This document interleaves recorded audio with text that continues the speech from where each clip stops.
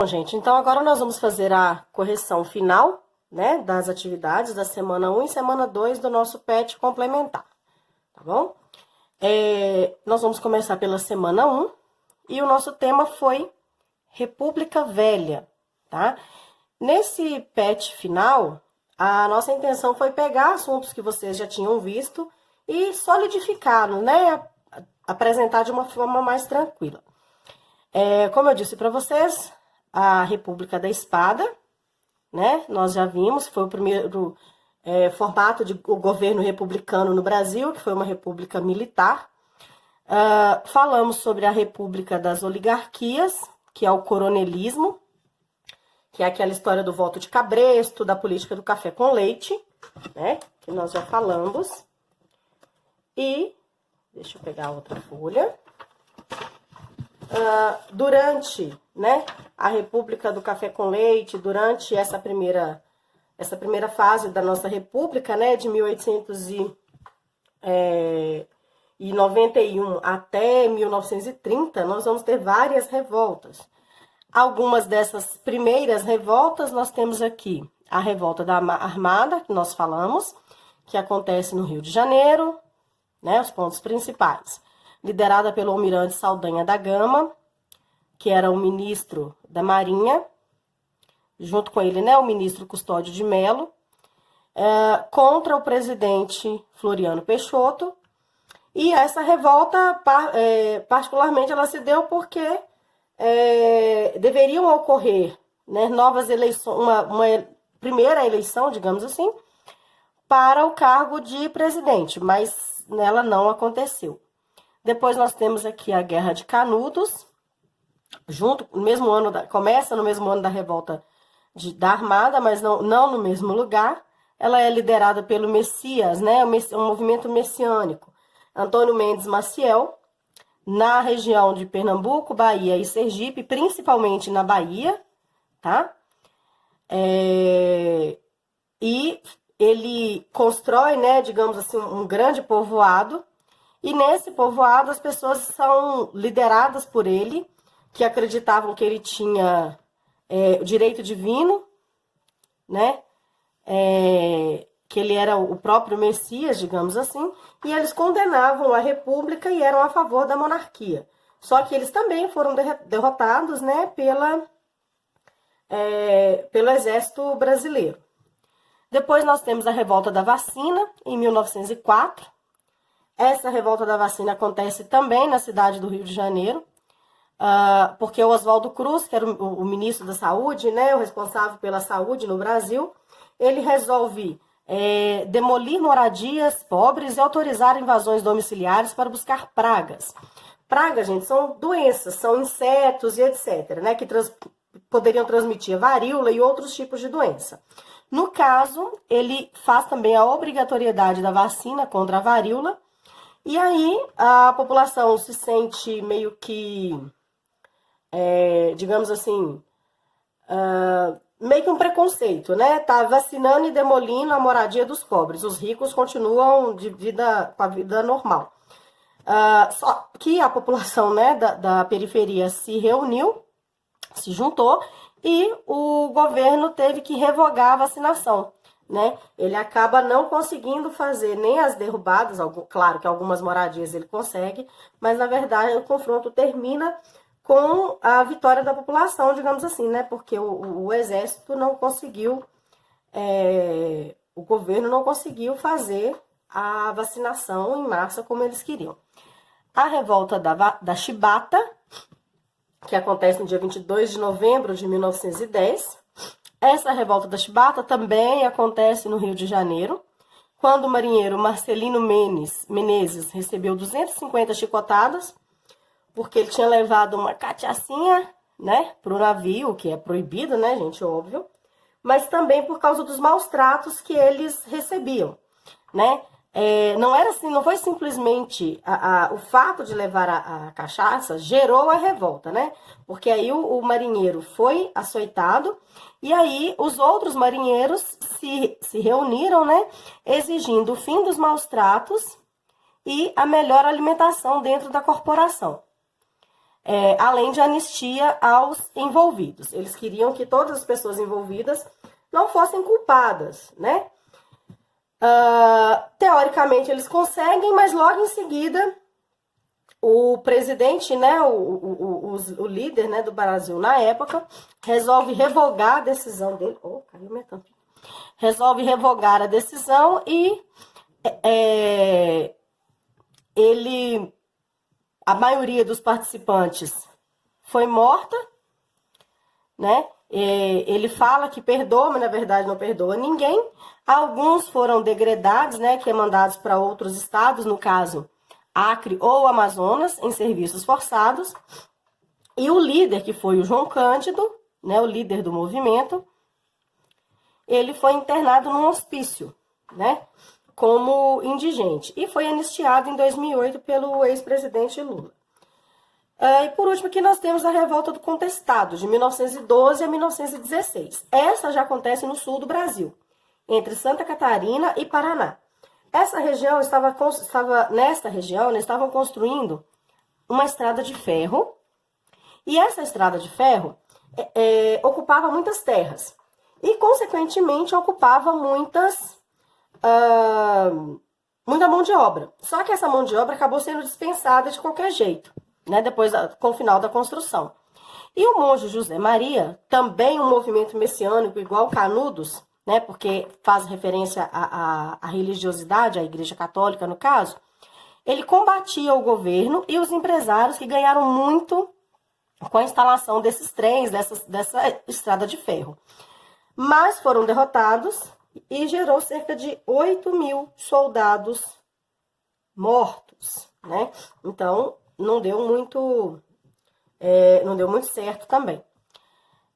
Aqui nós temos já a semana de 22, né, o ano de 1922, com a semana de 22, em fevereiro, a Semana de Arte Moderna, que aconteceu em São Paulo, no Teatro Municipal, entre os dias 13 e 17 de fevereiro de 1922.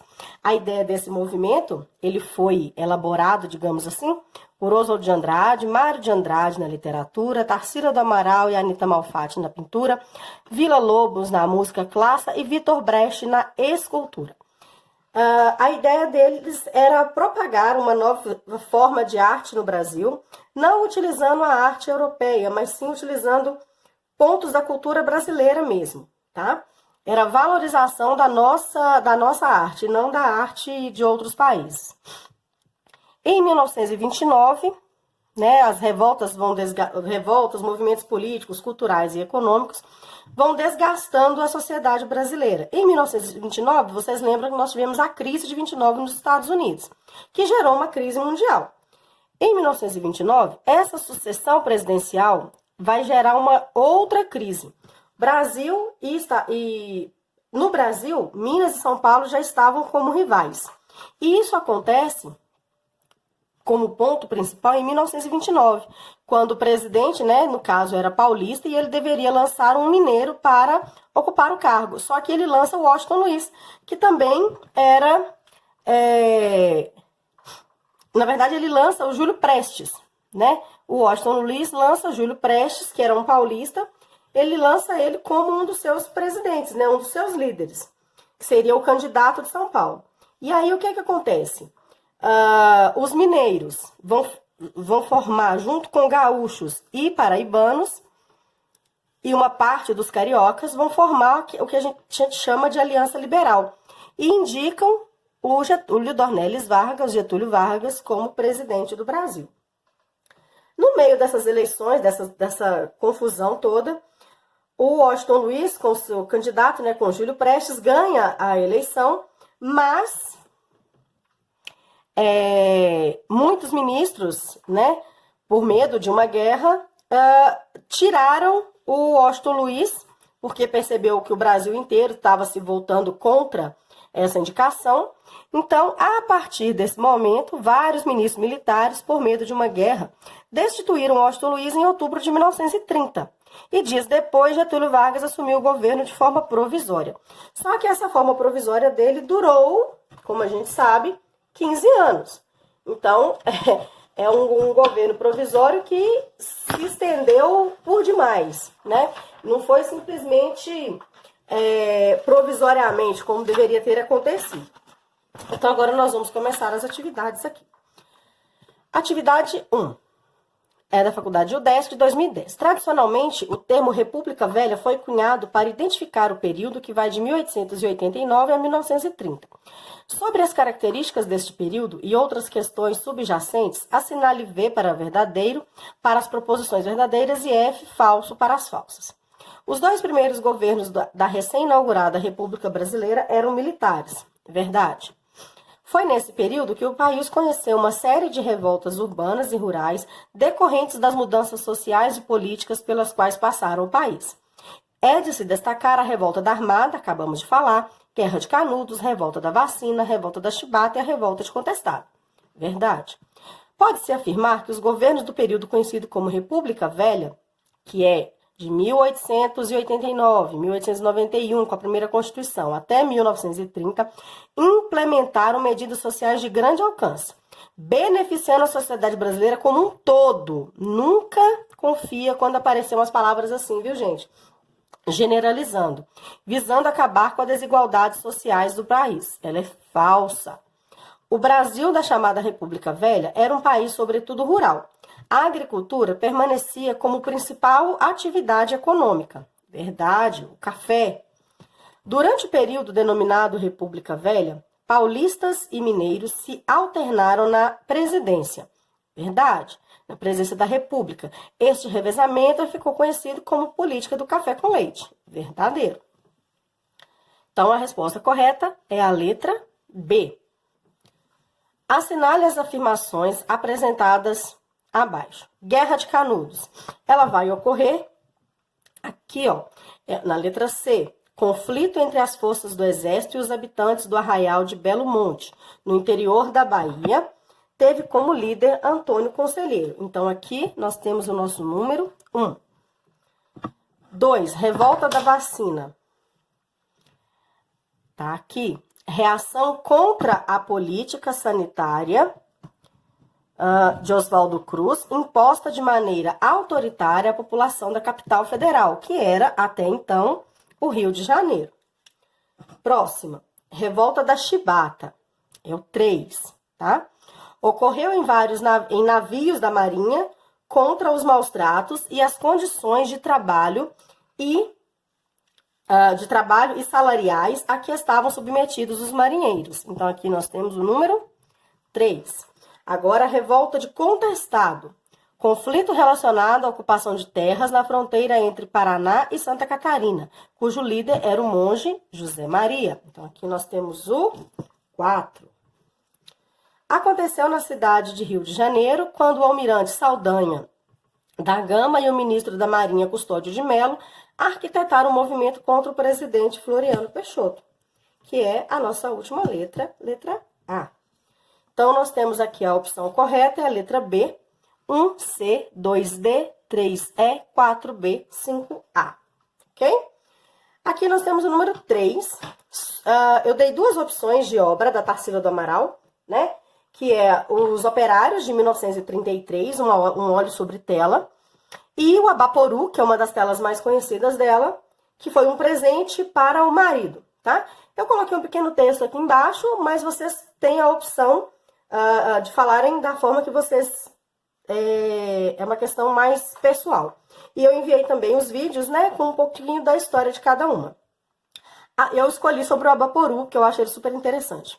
É uma pintura do modernismo brasileiro. A tela foi pintada a óleo em 1928 para ser oferecida ao seu então marido, o escritor Oswald de Andrade. No quadro, vemos a valorização do trabalho braçal. Observe o pé e a mão, são enormes. E a desvalorização do trabalho mental. Repare a cabeça minúscula.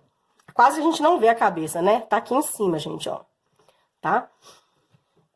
O nome da obra é de origem tupi-guarani e significa homem que come gente. Canibal ou antropófago, que é praticar a antropofagia, que é comer a carne humana, tá? Na pintura, vemos um homem com grandes pés e mãos e ainda o sol e um cacto. A cabeça pequena pode significar a falta de pensamento crítico que se limita a trabalhar com força, mas sem pensar muito, sendo então uma possível crítica à sociedade daquela época. O homem em Abaporu, representado, transmite certa melancolia. Você está vendo que vocês podem perceber que ele está com o rosto apoiado na mão aqui do lado, né? Na mão esquerda. Expressão denotam alguma tristeza ou depressão. Além disso, o pé grande também pode revelar uma forte conexão do ser humano com a terra. Tá? Agora nós vamos encerrar, então, a semana 1, tá? Desse PET final nosso, e nós vamos dar início à semana 2 e 3.